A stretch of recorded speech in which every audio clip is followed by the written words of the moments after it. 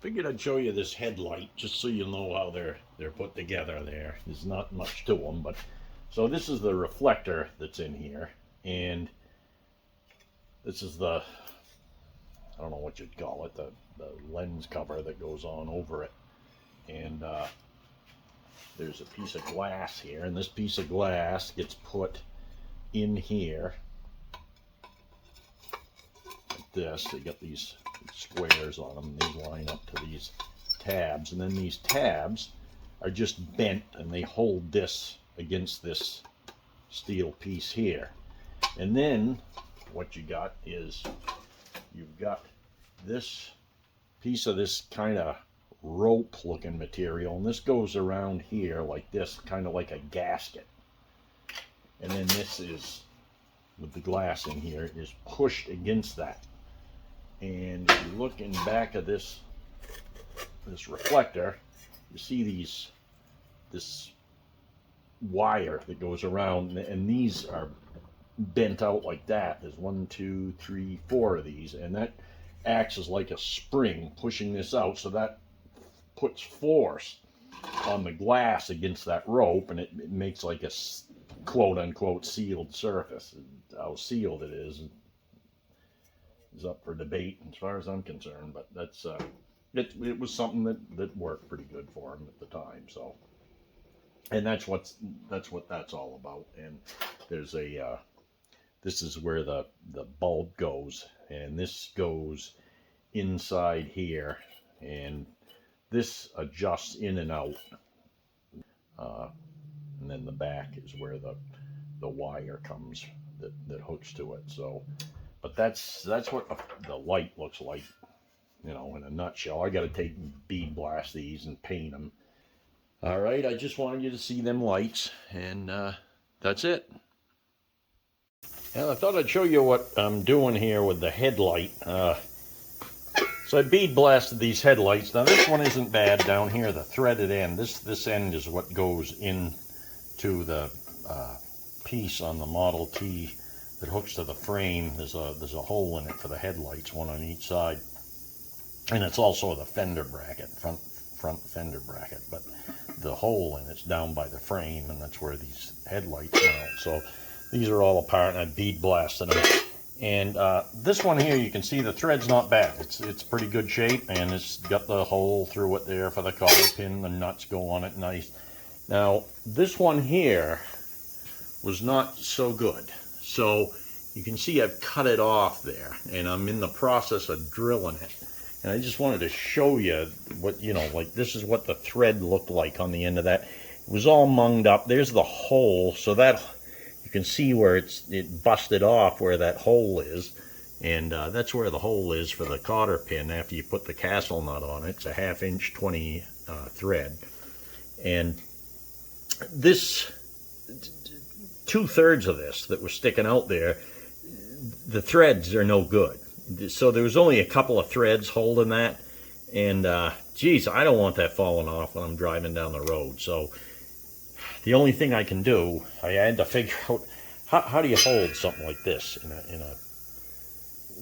a milling machine so you can do this. I mean, it's not that hard of a job. So I just thought I'd let you know how sometimes you got to think of some crazy ways to do things. So you can see that I've got this. There's the other headlight, and I've got it in this smaller vise that I've got tipped on its side.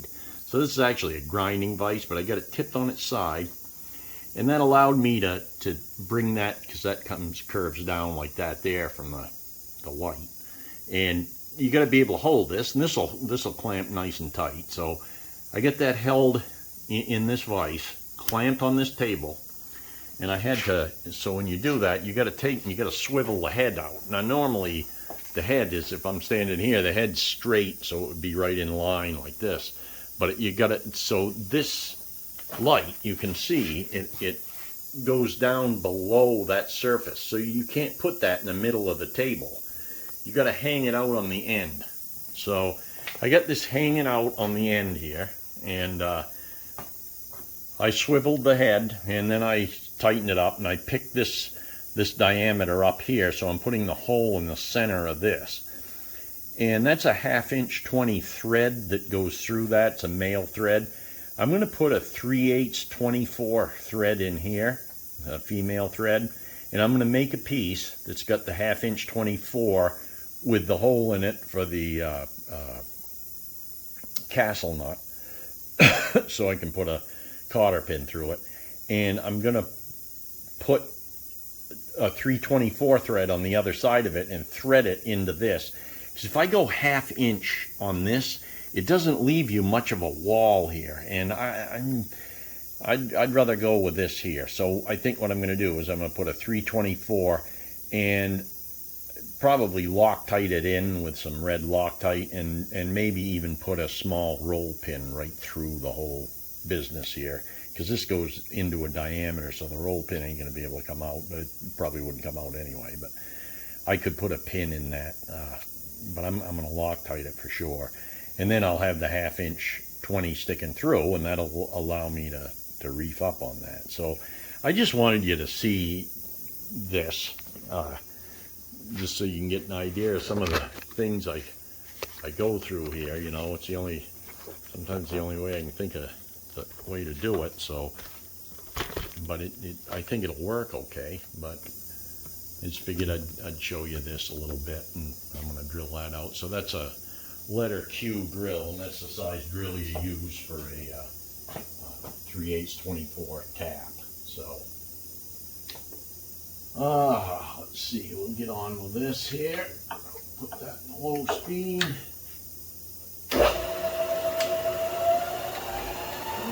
A little.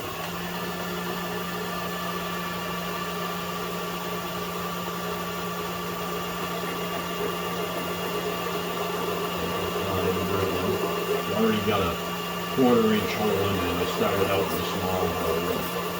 So I didn't want to put a lot of pressure on this because, you know, it's not super solid.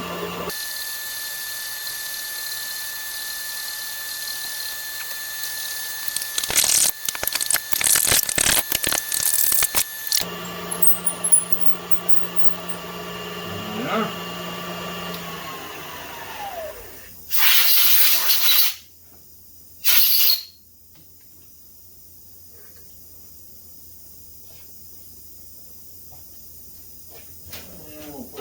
Sink in the top of that hole there.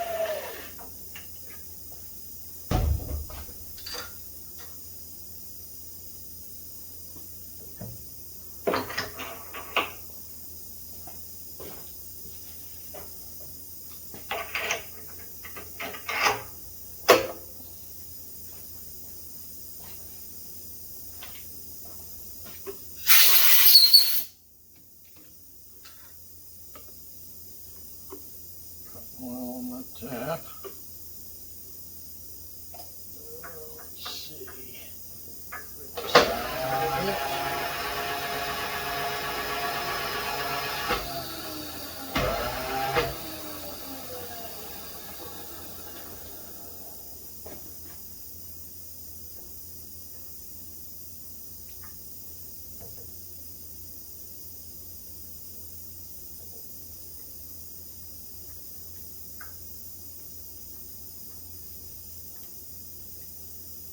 All that is a spring-loaded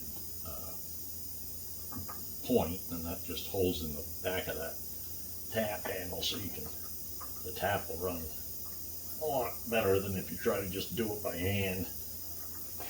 Eyeball, I should say. I don't want to run the machine to do this in here because I don't want to risk sucking it out of that little vise, so that's why I'm running this tap by hand.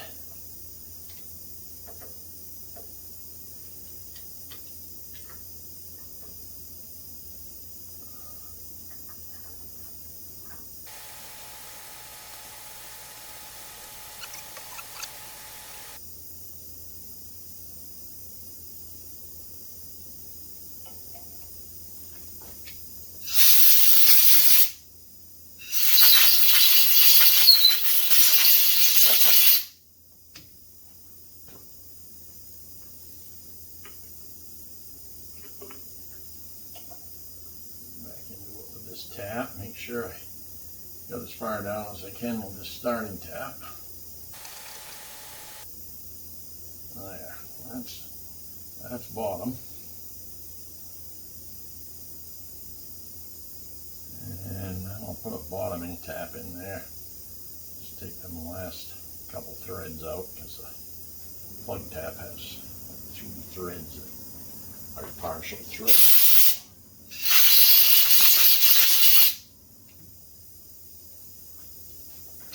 Plug there, so there's a plug tap. See them, the first few threads on that? They're not full threads. Now if you look at a bottoming tap,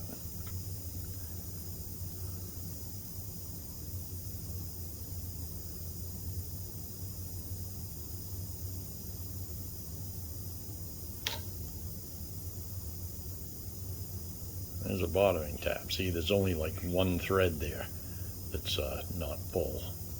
Or this one here has got like 3. So that's why I'm putting a bottoming tap in after the plug. That's what you do. If you wanted to know, you probably know it. If you're watching this, you probably know the difference, but I figured I'd say it anyway in case you didn't. That hole's all tapped in there. This should go right down in there. And just take them last couple threads out. Don't need to use a point for this.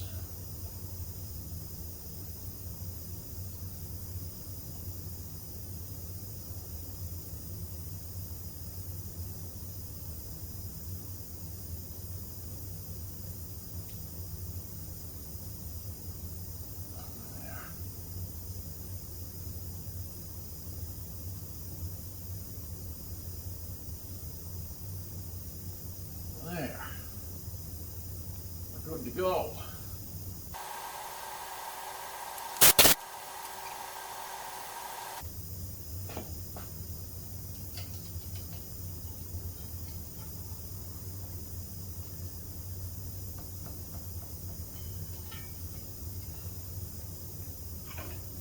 There we have it.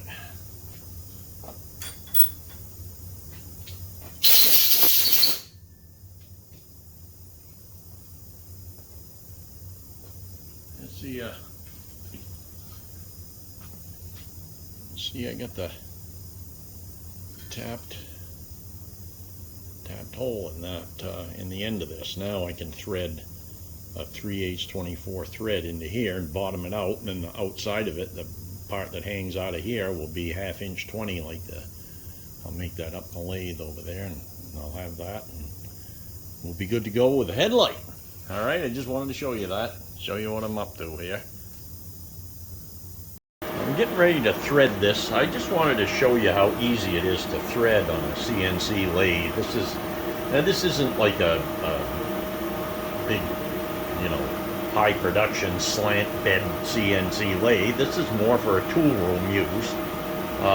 So, just because it's CNC doesn't mean it's for production. But this is just so easy to program. So this is the threading tool here. I got a 60-degree snap tap threading tool here. You can see the 60-degree point on it there. So this here is going to be cutting the thread, and I got my part all turned. This is going to be 1/2 inch 20, and this is going to be 3/8 24. So what I'm doing first is a 3/8 24. So that's going to come into here and go to this groove. Now, doing this manually in a lathe is a pain in the ass in a manual lathe, because with that you have to watch it, because it's feeding pretty fast. Even it's 24 threads per inch is still fast enough. The carriage is moving pretty fast, and you got to watch it. And just before it gets to the groove there, to the edge of this diameter, this bigger diameter, you got to disengage a half nut lever, they call it. That's the thing that grabs the threading, the lead screw, and that's what's driving it. And you have to disengage that and pull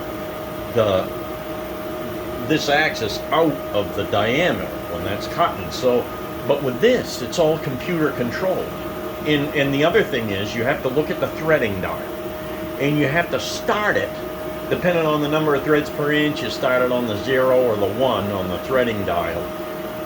If you've never done it, I'm probably talking gibberish to you, but it's a pain in the ass. You have to wait for that to come around, then you got to engage it, then as soon as it gets to the end, you got to disengage it and rip that axis out of there. Otherwise, you'll cut a big groove around where you don't want it. And so this knows where it is because it's all servo controlled. And even the spindle, I'll show you the end of the spindle here. It's even got a that right there, that you see that blue thing there, that's a bearing, but on the other side of that is an encoder. So that encoder's hooked to the spindle with a drive belt. So that knows where the rotation of the spindle is. So it knows when to start cutting. Because otherwise you'll cut double or triple threads and you'll make a mess. And it's got to start at the same spot every time. And then just feed in a little bit. And to set it, it's really easy. The threading cycle here, you know, it's an OD, that's this here. And I'm going to be this is going to feed, you set the UNF, it's a Unified National Fine Thread, and you put the 375 in here, and it will do the threading pitch. The pitch is the 0.04167. That's the spacing between the threads, because it's 24 threads per inch. If you go 1 divided by 24, that's what you'll get. And that's the height, so that's the total depth of the thread. And the end thread distance is just, I leave it at 0 because it's going to always come out in the same spot. And I've got that set to 700, so that's only going to feed over. I've got it starting off here. This is really 600. I've got it starting off here at 100 thou beyond here, so it'll go 700, pull out, come back. When it starts, it'll go over again like that there and keep going and feeding in. I've got it feeding in here, starting out at 1,000, so it's going to go a full depth of 1,000, so that's 2 thou on the diameter. And then the minimum increment is 3/10, so that'll start backing that out with every cut until it gets down to 3/10, and that'll be the minimum increment it takes. And then I got it doing a spring pass at the end. Sometimes I got to run it a couple times, and you might have to adjust it a little bit. I see I got to adjust this XI because the XI is the diameter, and we're starting out at 3/8. So I will take and bring this back up here to 0.375, and we will go there. And now I'm going to start the cycle, and I'll let you watch it feed here because it's pretty impressive. If you've ever done manual threading, you just can't even imagine it. The other thing I do, I always set the speed. I don't go much higher than 350 because it's too quick. The servos can't react if you're going too quick, because again, it knows the angular rotation of the spindle. So there's time lapses there of milliseconds, and it'll crap out and just stop. And so I usually leave it about 350 RPM, and tool 9 is the tool I got in there, so that's the threading tool. And so we'll go from there, and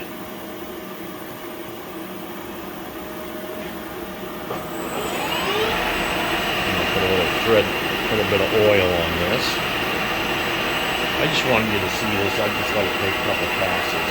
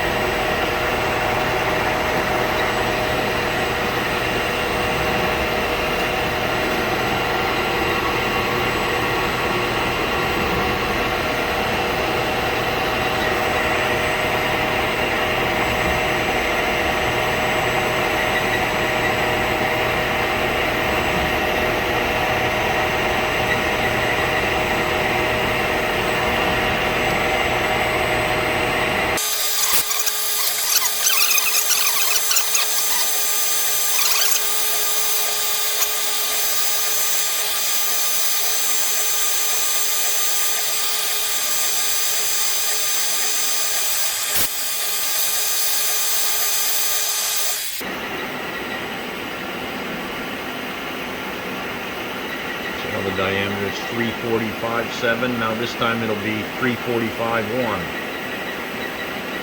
And the next time it'll be 344.5.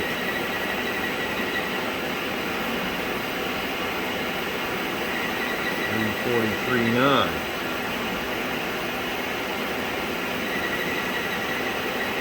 So that's how it kind of works there. And that'll keep going until it gets down to that final diameter that we set.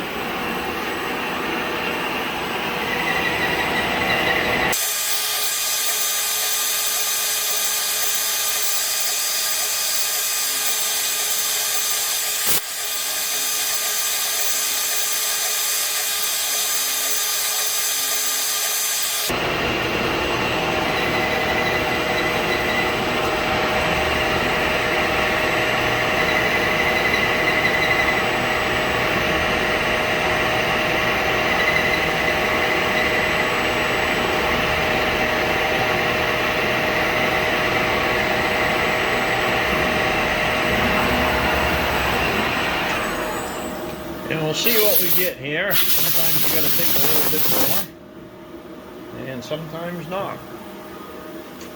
I got a nut here. I think this is a 3/8. Oh, she's a little bit tight, so I'm going to get my thread mites out and figure out how much I got to take off. So this here is a set of thread mites, and if you look at the anvil and the spindle of this, they're shaped like V threads, and so that's to go down in them V threads. Now what I'm measuring here is what's called the pitch diameter, and that's how you really measure threads. So I'm going to go over there and measure that and see what we get for a pitch diameter. So I'm getting 351, and let's see, it's supposed to be 347. So I am, well, 340, yeah, 7, 8, 9, 1. So I got to go 4 more thousandths, and that should do it. So I'm going to set that to take 4 more thousandths, and then I'll you know, see how that works out. So I'll just come right over here, and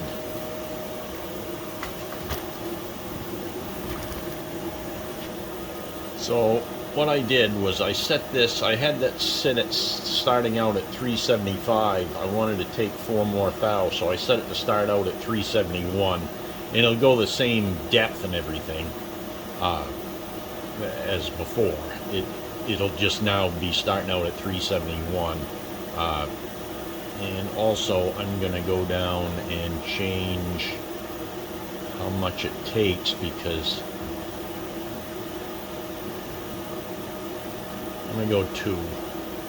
And then I'm going to let that run, and we'll come back and try the nut on it.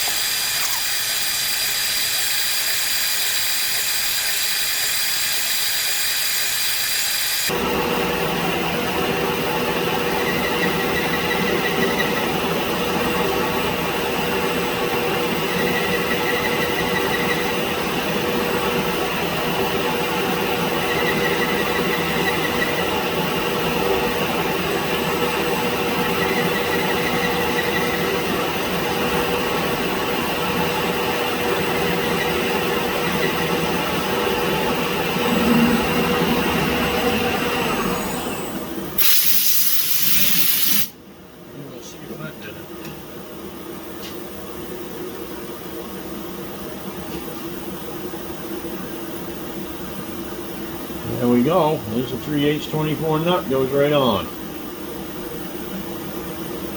So we're good to go there.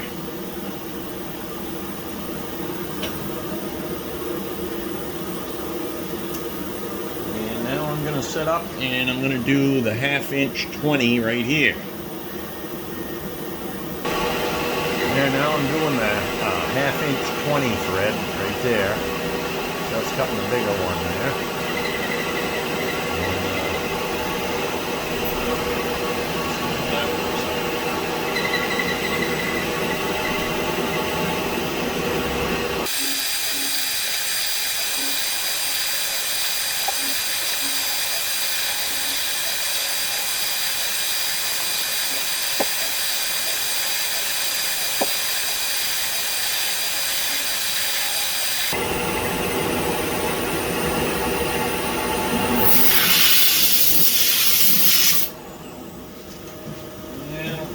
Nut on it. Goes a 1/2" 20 nut. And look at that. It goes. Goes them in. Yes. All right. So the next thing I'm going to do before I cut that off, I'm going to take that out of the lathe here, and I'm going to drill a hole for the cotter pin. Because this goes on this way, don't forget, and there's a hole for the cotter pin for this castle nut. So that's what I'm going to do next. Take this off, put it in the middle there, and drill the cotter pin hole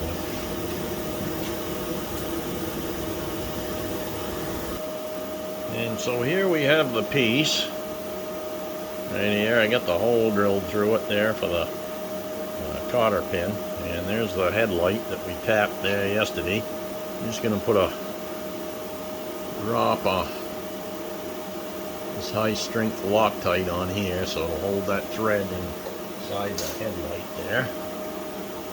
And we will put this right in here.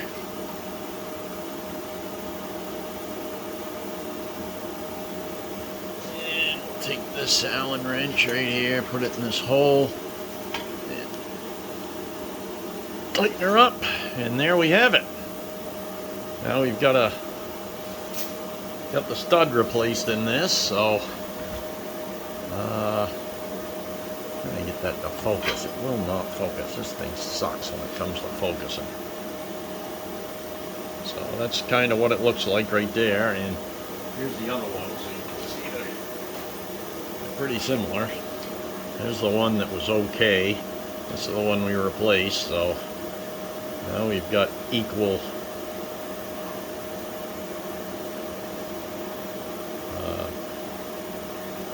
lights all set to go and in the speedster. All right, talk with you guys later. Well, I just thought I'd show you what I'm doing here. This is the steering case here. This is the part of the planetary steering system. This here goes inside the steering column, and I'm getting ready to trim the steering column. And I noticed that the inside of this is where the bottom of the steering shaft, there's a triangular shaped piece with 3 dowel pins in it, and this here, you can see where I've taken a light cut. I've only taken about 5-6 thousandths, just enough to clean it.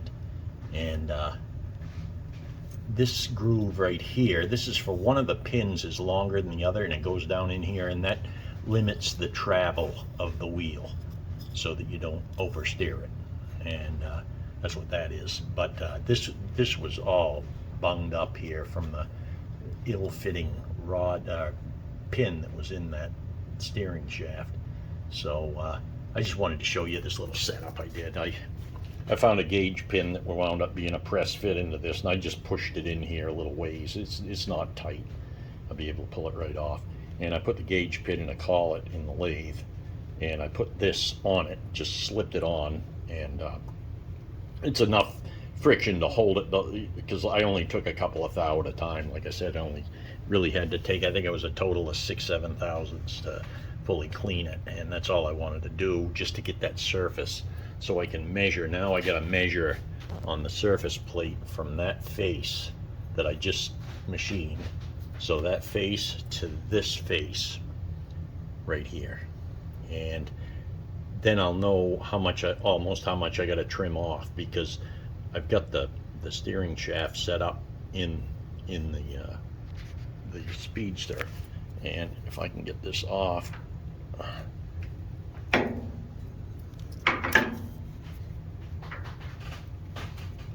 just a second.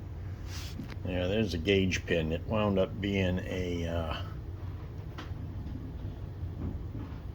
784 thousandths gauge pin. That was a press fit in the back end of this here, and so this held it true. And put that in the collet. That way I've got that you know, a tight fit. That's a real tight fit in that hole.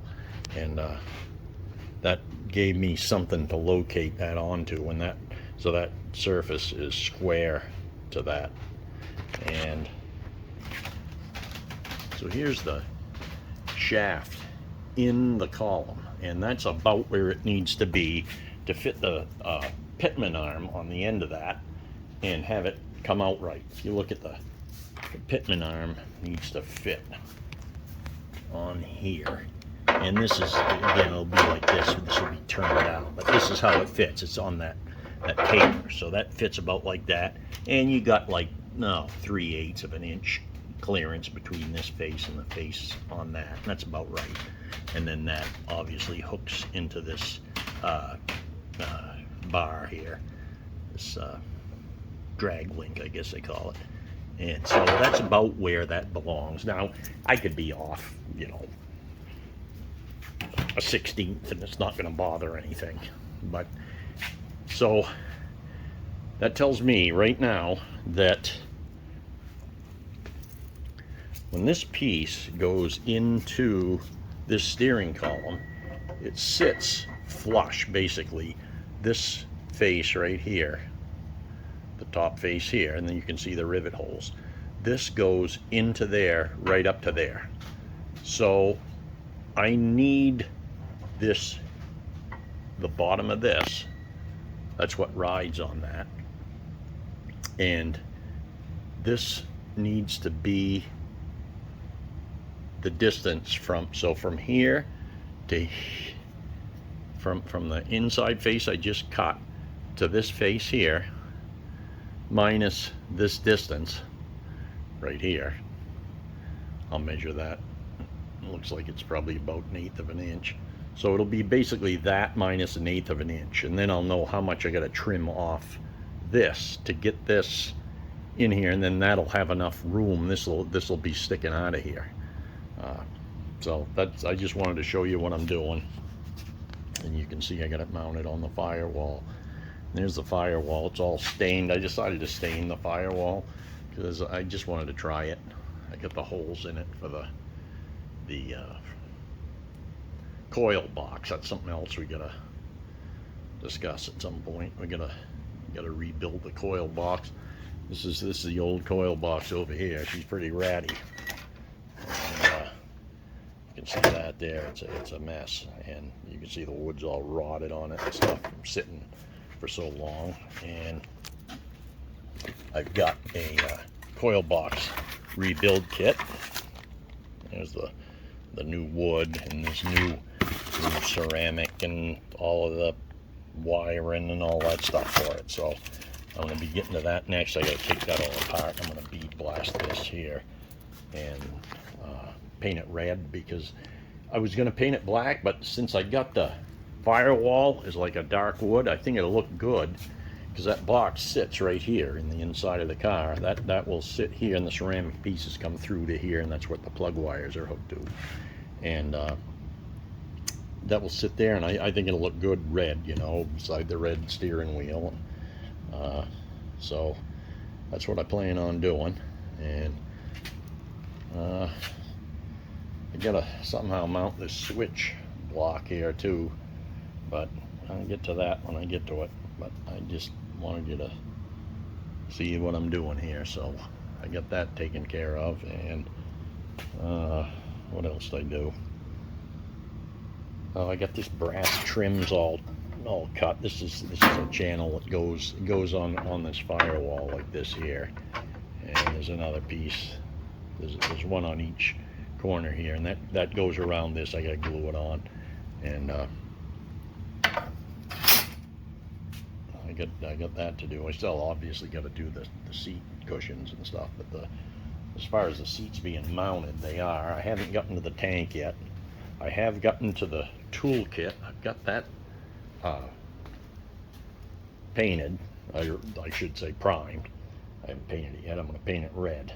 And the way I'm attaching it, I found these things called hanger studs, and they're basically wood screws here, and that goes up into the box, and then it's a 1/4-20 thread here for a nut, and I'll put a washer on it. And then what I also did is I painted the inside of this. Both I gotta obviously put a hinge, but you can see it's black. I used the truck bed liner stuff, so it's good and tough. And there's a shelf. This piece right here, this is a shelf. And what I did is I cut it away, because I'm going to have the battery sit right here. I'm going to get one of them Optima red top 6-volt batteries for this. They're a little expensive, but I hear they work real good, and you don't have to keep, you know, checking the water level in them. And you know, I guess they work pretty good, so I'm going to wind up doing that. Well, I figured I'd show you how I check the dimension here. So this is a 1, 2, 3 block, so you know that's exactly 1 inch. That's exactly 2 inches. This is exactly 3 inches. So I know that's 3 inches, and I'm going to put that so that this is resting on this machine surface right on here. And then you take and you figure out. Now, let me tell you something. There's nothing perfect on this. Whoever machined this or whoever machined this in the first place, this is not a perfect surface here to here. So I'm kind of splitting the difference between this side and this side. There's about 20 thousandths difference between here and here. Like I said, if I'm within a 1/16 or probably even more than that, I'll be fine. But I just want to get an idea of what the dimension is from here to here, and just so I can, you know, use it in figuring out how much I got to cut off that column. So I place that right on the 1, 2, 3 block, and I bring an indicator. I got the indicator set up so that tip is you know, proud that way, and just so I can get up under there and measure it. And I'll try to zoom in here so you can kind of see what I'm doing. So I take this indicator and I put it under here, holding this down here. So I'm getting about,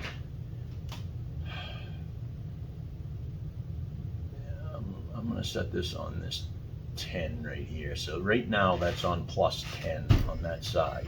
And I come over to this side and you can see I got like -3. So I got 5, 10, 15, about 20 thousandths. So I'm going to split that to 10. So I go over here onto this, and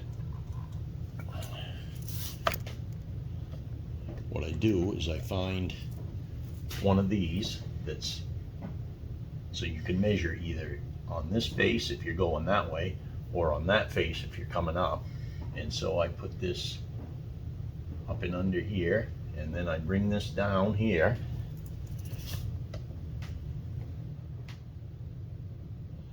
So you can see it all here. I bring this down until that indicator, like I said, I want it to be 10 thousandths on the high, so right about there. Right about there. So there's 10 thousandths on the plus. So that gives me in between, like I said, there were 20 thousandths difference here. So if I come back and double check this, I got, there's that, and that's pretty close to 0. So 10 is in the middle.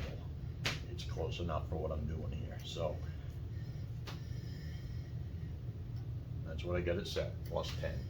So I read that like this. So there's a 4-inch mark here. So it's 4 plus whatever is on this micrometer dial. You can see it there, the 16.5. So it's basically 141.5 thousand. We're going to call it 1.142. So it's 4.142, but you got a -3 inches. Don't forget, because we get the 3-inch block there. So the actual dimension from here to here is 1.142, and I checked the column, and it's exactly 1/8 of an inch. So it's 1.142 minus 125. Real technical there. Let's see, 1.142 minus 0.125, because I don't need to take 125 because it's already 125 thousandths clearance. That equal 1.017. So I got to go a little over an inch and 20, 30 thousandths, and that should put that right where I need it to be. So I'm going to be taking that column off and moving them holes, and moving, I got to move the holes in the column, and I got to machine the end of the column off, and then I should be able to put that in, and everything, putting that shaft in there, it should line right up, and everything should be good. All right, I just wanted to show you that so you'd understand how I'm measuring it and stuff. All right.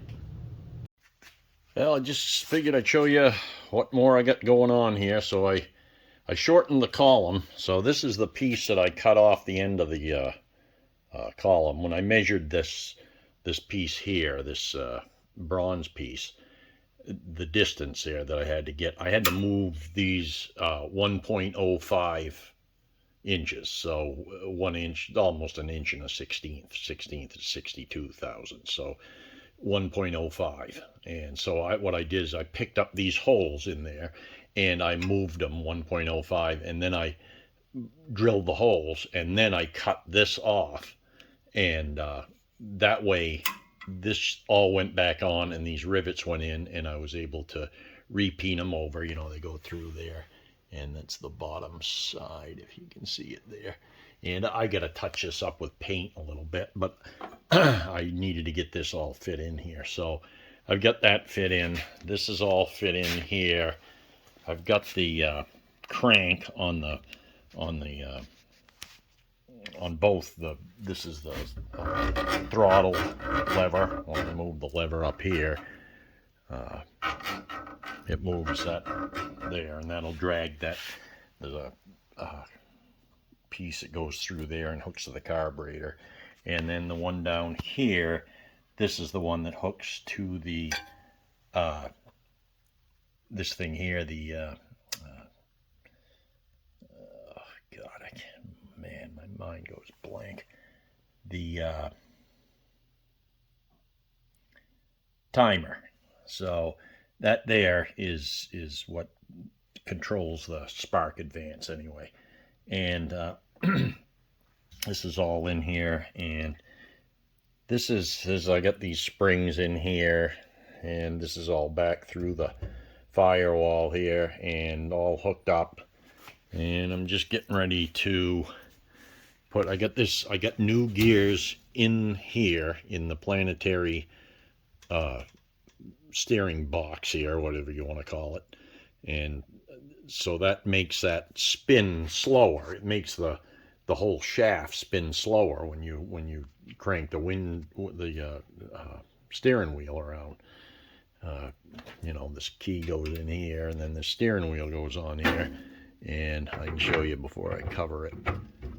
So when you turn this, if you look at the gears here, see how that makes that move a lot slower than what you're turning the wheel. So that's what we got there, and I got to put the cover on here next.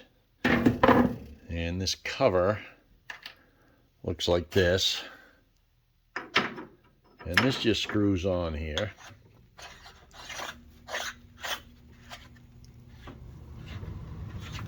It's just a cover to keep dirt out and keep the grease in.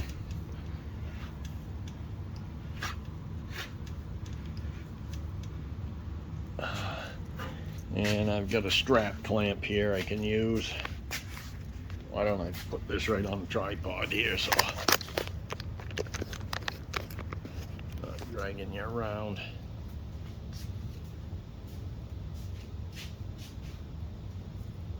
I get a strap clamp here I can put right on this.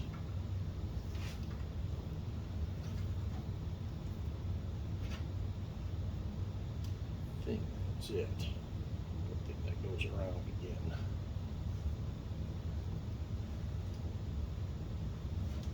It does. Okay. And that's it. And there's just a screw that goes in here.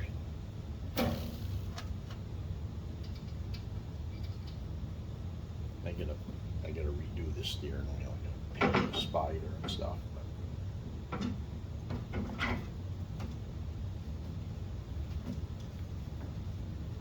She's pretty tight because the gears are brand new when they're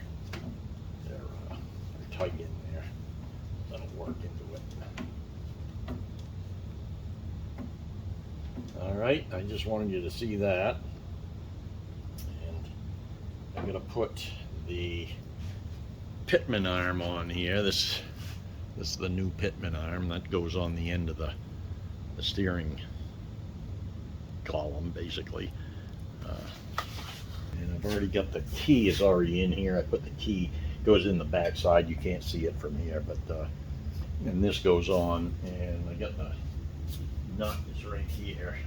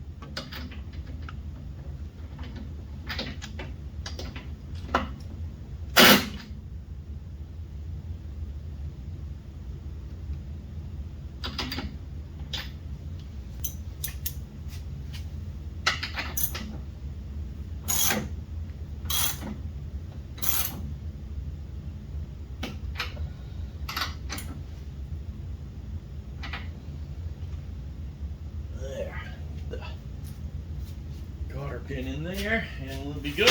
All right. So, and the next thing is this drag link here. It hooks right up to this.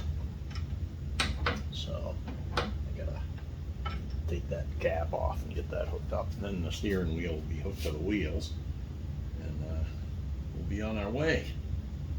All right. So I just wanted you to see that, and we'll be putting some more stuff together here soon. All right. You guys take it easy. Bye.